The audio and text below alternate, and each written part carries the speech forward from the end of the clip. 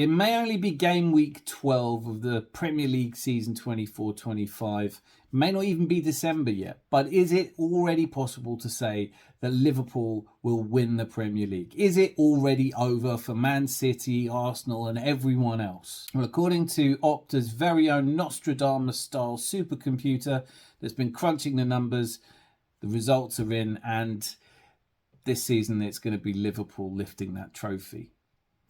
But I'm going to be taking a look at the analysis of it and seeing if there is the faintest glimmer of hope for Arsenal fans, or for that matter Manchester City fans. Not that I think anyone really wants to see them do 5 in a row. I'm also going to take a look at previous seasons to see if there's any precedent for overhauling a gap of 9 points at this stage in the season, if it's ever been done before. So before we get started, if you like content like this, don't forget to hit subscribe. And if at the end you like it, of course, hit like. So before we get started, who exactly are Opta, and what is this Nostradamus-style supercomputer which has the ability to tell the future months before the conclusion of the Premier League and kind of make the entire point of playing the games pointless since we already know who's going to win? Well, Opta was a company, it's a statistical analysis company that was formed in the season 95-96 in the Premier League. Literally just does that. It analyses every piece of data possible. XGs and XAs, which I know people love so much, but shots on target, everything, points, away, who people have played. It seeks to make possible predicting the future by properly analysing the data at our disposal. And I think it's worth starting off saying they do a fantastic job of this. It is worth remembering, though, that statistics are very much like a bikini, in the sense that what they show you may be lovely, but what they hide might be vital. And so just analysing the data from the first 12 games may not be quite enough to be bold with a prediction. And it's not like the Opta supercomputer has actually stuck its neck on the line and said definitively Liverpool will win. In fact, what it's actually done is run a simulation, 10,000 Premier League simulation, where each of the teams play each other, and it's counted how many times each team wins to calculate the probability of that team winning. And in the 10,000 simulations it's run from here to the end of the season, Liverpool win 69.5% of them. So just shy of 70% of the time the supercomputer has run a simulation, Liverpool win. And that is pretty compelling. Running the same simulation for Manchester City, it's come up with them winning the league 23.3% of the time. And Arsenal fans, you're not going to like this, but we come out of it on top only 6.5% of the time. So it really does feel like the doom and gloom that went into the last international break, and thankfully it is the last international break of the year, was right. In fact, I would go so far as to say that in what is usually a hugely divided fan base, one of the only things I've seen unify everybody is the feeling that we all had going into that international break, that because of Arteta's inexperience, Edu disappearing because he no longer believes in the process or the project or whatever you want to call it, a transfer window where we didn't buy the striker we desperately need, injuries we weren't expecting, and a disciplinary record that we really could do without. It has all started to feel like this year's getting away from us again. And will it ever be our time again? Or do we need a complete restructuring already? It's difficult to be a dissenting voice to that lack of positivity, because as much as I want to stay positive, you do look at a 9-point gap and think, that's a lot to overhaul. I think there are some mitigating factors, though. It wasn't just us that went into the international break on a bit of a low. Man City also went into it having lost 4 games in a row. It's quite unprecedented for them. The first time it happened to Pep Guardiola, albeit one of those in the League Cup to Tottenham Hotspurs and one of those away to Ruben Amorim's Sporting in the last game he was in charge. Hopefully for Man United fans, a portent of things to come. But an unprecedented 4 defeats in that international break, though. Manchester City decided to announce that Pep Guardiola was staying on for an extra couple of years. There are some very interesting things about the choice to announce that when they did. But with the January transfer window coming up, and it's quite clear that they will need to spend some money, not necessarily to replace Rodri, because he's ultimately, as a Ballon d'Or winner, irreplaceable.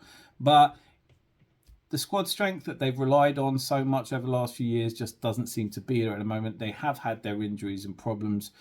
But they were buoyed by the news of Pep Guardiola. And of course, even though they'd lost 2 Premier League games in a row, none of those defeats had been at home.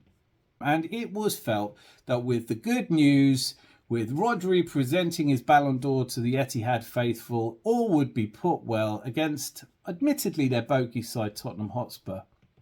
As we now know, that didn't happen. And more than not just happening, for the first time in 52 matches, Manchester City lost at home. And they didn't just lose. They lost 4-0 to a team whose previous match had been a defeat to Ipswich. So it's fair to say this came out of blue and has absolutely butchered their chances of winning the Premier League, according to the Supercomputer. Before the match against Tottenham, their chances of winning the league were calculated at 34.3%. Immediately following it, it's 23.3%. So 11 points is the drop in that one single game. Liverpool, who going into the match were at 60%, came a whisker away from a quite unprecedented defeat to Southampton. What do I mean by that? Well, you might be surprised to hear that of the 12,516 matches that have been played in the Premier League, only 39 of them have been played with the team on top of the table versus a team on the bottom of the table.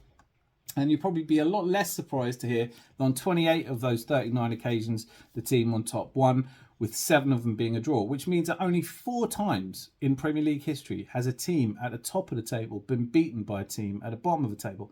And Southampton came 25 minutes from doing that.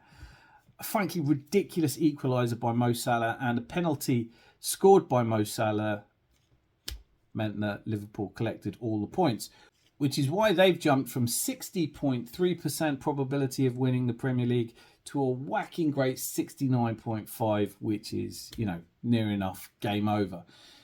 And I'm saying this to highlight the fact that with their swing being 9.2% and Manchester City's being 11% the other way, it's also worth noting that Arsenal's probability went from 5 to 6.5. So not quite as dramatic a swing. But these are huge swings in one game, aren't they? It's also worth mentioning at this point that this Opta supercomputer, genius AI, fortune-telling mystic Meg Nostradamus at the start of the season made at the start of the season ran a similar 10,000 simulations and came up with Manchester City winning the league 82% of the time. So my first question on this analysis, the statistical analysis, isn't it therefore possible that in 12 matches from here, the situation may change quite dramatically again? How reliable is the statistical analysis if you can say 12 games ago that Man City are 82% likely to win it, and then 12 games later say they're 23% likely to win it? Isn't it therefore just a bit more like your mate in a pub who will tell you at the beginning of the season who he's confident will win the league, only to change his mind several times before the end of the season when 2 games to go he's probably still not right? It's become a cliche to say that the Premier League is great because anyone could beat anyone. Well, as we've already discussed, Southampton did come 25 minutes from beating Liverpool, and Manchester City were just turned over by Tottenham, and you would never expect it. In fact, if you'd put a pound on 4-0 to Tottenham in yesterday's fixture, you would have got 999 to 1 on it. So these anomalies and the way that they happen is pretty much the reason we all love football, isn't it? You can't honestly really think that Liverpool have done it already. There is many a slip twixt cup and lip and many games yet to play, many of which could be very surprising. Arsenal's season so far may only be 12 deep, but we have played 5 incredibly difficult away games. Our first 3 away fixtures were Aston Villa, Tottenham and Manchester City away. These are the types of games that are normally spread out through a season. Liverpool really haven't faced anything equivalently difficult. Manchester City, who were on the coattails of Liverpool, for whom everybody was relatively confident until 4 or 5 games ago, also hadn't been playing that well. Results can mask poor performances. Man City's next game is Liverpool away. And of course that means that Liverpool's next game, home game, is Man City at home. So the result of that game is going to probably lead to an even bigger swing than we saw with City being battered by Tottenham and Liverpool narrowly overcoming Southampton. We're going to see fluctuations in these statistics. It's hard for me to see that game being anything but a draw. But I think the reality is if Liverpool win it, then they are starting to pull away.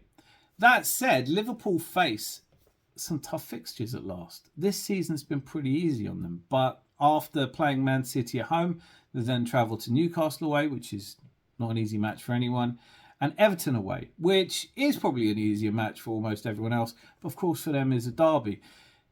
Today's victory over Southampton also, for me, flags something, which is that Mo Salah is an iconic player. He is arguably one of the best Premier League players there's ever been, one of the best Liverpool players of all time.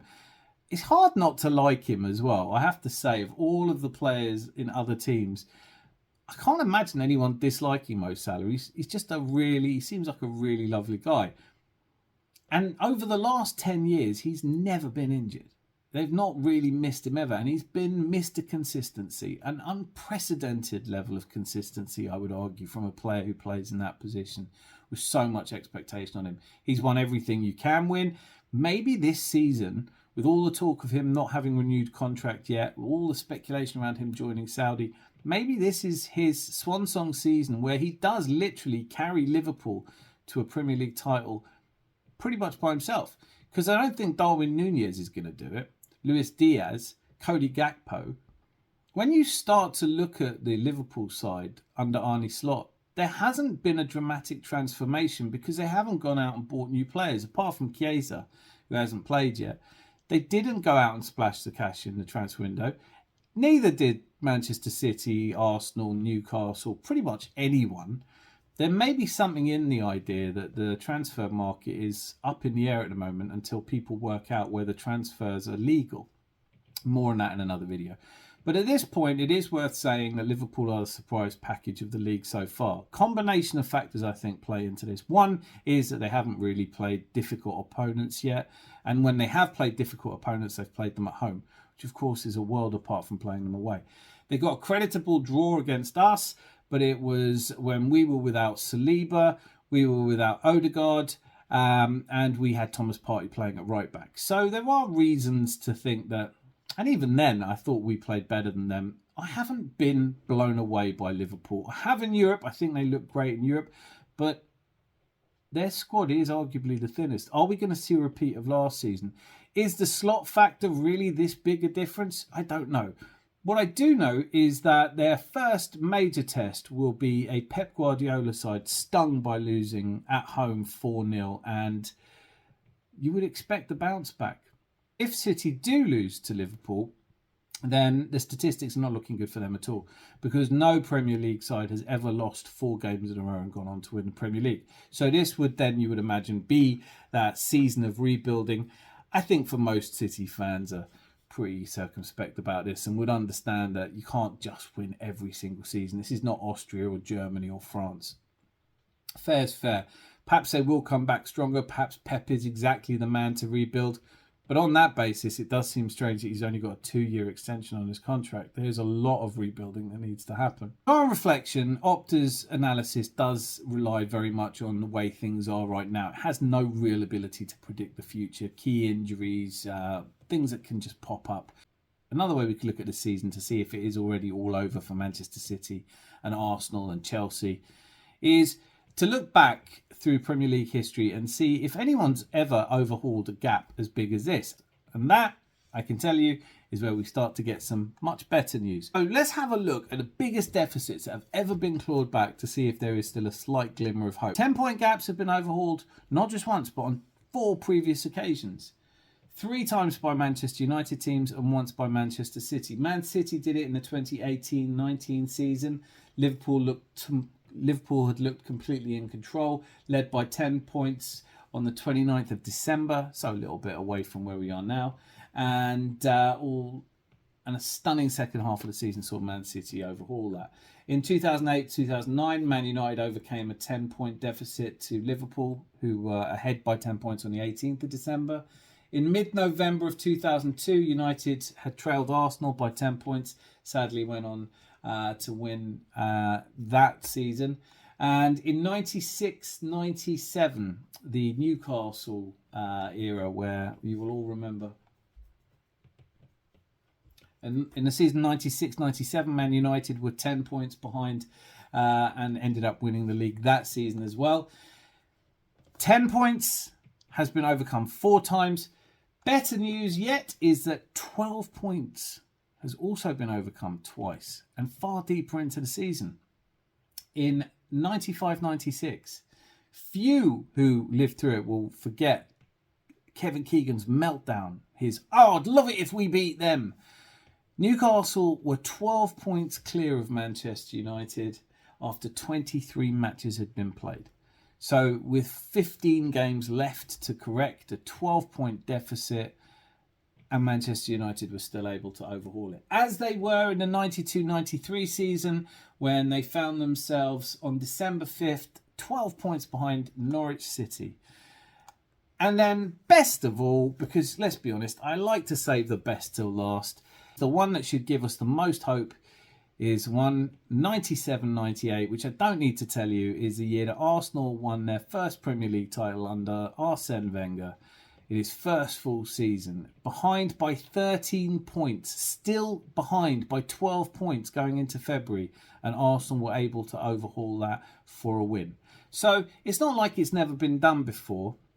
And the Carling Opta computer and the Opta stats computer then had predicted that it was something like a 95% chance Man United would win. Paddy Power had already paid out on it.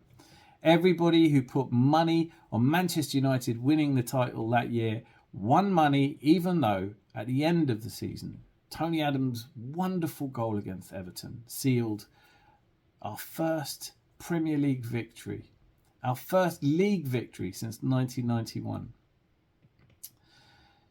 So in summation, as much as these computers are basing everything on very sound data and probability, you all know what it's like. You bet on something that's a foregone conclusion, it doesn't happen. Football is, as the late great Jimmy Greaves said, a funny old game. You can't begin to predict another 26 matches without knowing all of the factors that go into it. And that's what keeps sport interesting. And apart from anything, that's why you should carry on believing. Because these things, the probability of Arsenal winning the league may only be 6.5% now.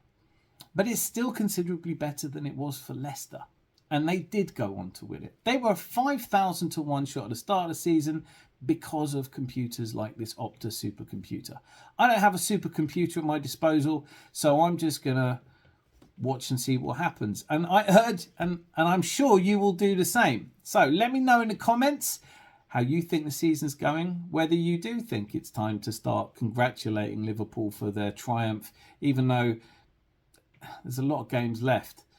I'm going to be keeping a very close eye on the stats all the way through the season to see the fluctuations and see what happens if City do go to Anfield and get a victory. Because if any game can swing the odds in this, it'll be that one. And it is worth remembering that Liverpool have some very difficult fixtures ahead of them. After Man City, Newcastle away, then Everton away. And in theory, if they pick up only 3 points from those 3 games and Arsenal go on to win and get 9 points from their next 3 fixtures, which include West Ham away, Man United at home and Fulham away, which are winnable, and I'm not saying we will get 9 points, but if we did, we would have narrowed the gap down to 3 points, which I think is a gap you can really easily overhaul, especially if you've still got to play each other once more. So I'm staying cautiously optimistic, apart from anything, because it's the only fun way to watch football. There's no point in being doom and gloom about it, is there? But if you've decided to be otherwise, then do let me know in the comments. Perhaps we can have a debate about it. Until I see you again, be lucky. Lots of love.